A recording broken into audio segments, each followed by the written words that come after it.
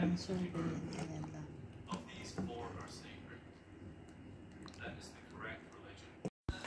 So, mag-i-steam tayo ng isda. Nilagyan natin ng turmeric. Tsaka ito, papalaman na natin ng kamatis. Kamatis, ginger, ganun. Siyempre, itong kabila, nilagyan ng lemon para hindi malasa. Diba? Pagkatapos niyan, babalutin natin sa foil. So, ilalagay muna natin yung mga kamatis at ginger doon sa loob ng isda. Yan, tignan nyo, napakataba niya. Oh. Laki ng itlog niya. Healthy lang.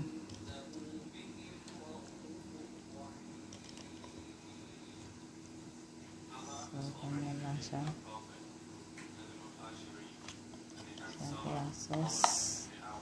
Walang sayang dapat.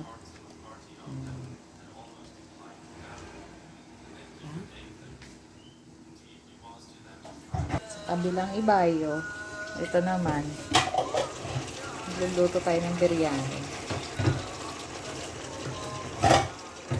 Chicken biryani. So, sinangkutsa na siya. Takpan lang muna. Lagyan natin ng asin ng konti para malalasa. Pero dahil nga fasting, hindi siya malalasaan. Tansya-tansya lang. ikaw lang. So, ako lang pala pwede tumitin, guys. Kasi sa Islam, kapag may regla ang babae, hindi siya pwede mag-fasting or magsala.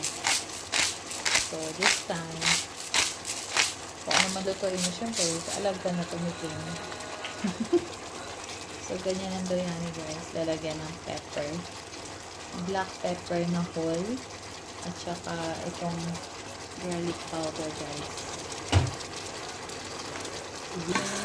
Okay. Sige. Sangkot ka lang natin ito, guys. Halo-halo na.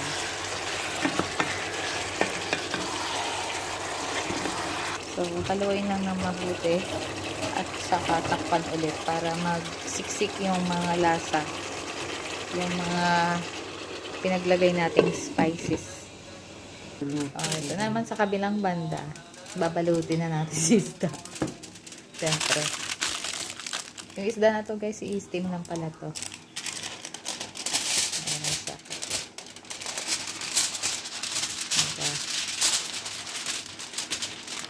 Masarap yan. So, nagbago ang isip ng ating chef.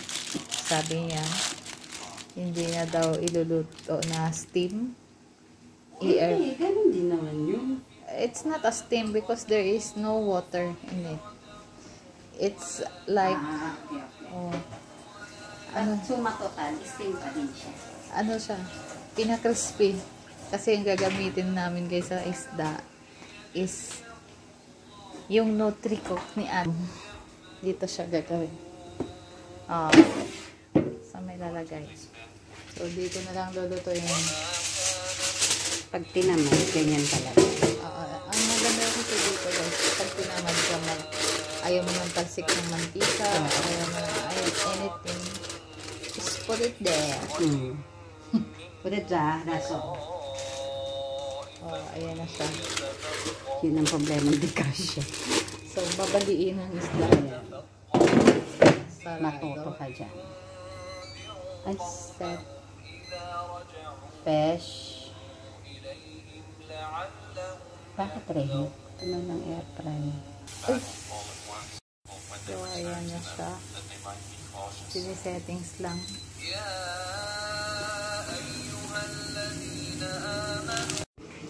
So, guys, maghihiwa tayo ng sibuyas. Kasi, itatappings natin to sa biryani mamaya. Pagluto na siya.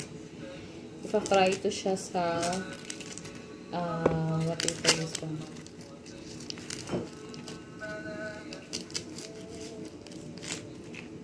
Sa ghee oil.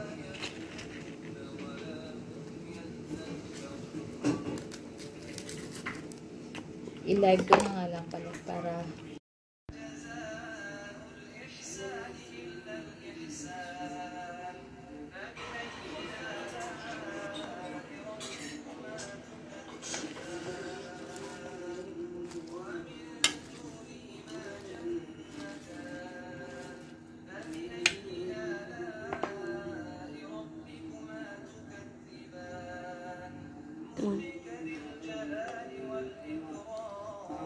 So this is biryani. parang laki-laki ng nilagyan natin siniyahin. No, it's okay. So it will fit everyone. Sure ka? Yeah. Parang laki-laki. I think there's left from the rice yesterday, right? Yeah. Mom Yeah. didn't put. Make hot. We will make hot. Bring now. Wait. How we stop? Ate ko.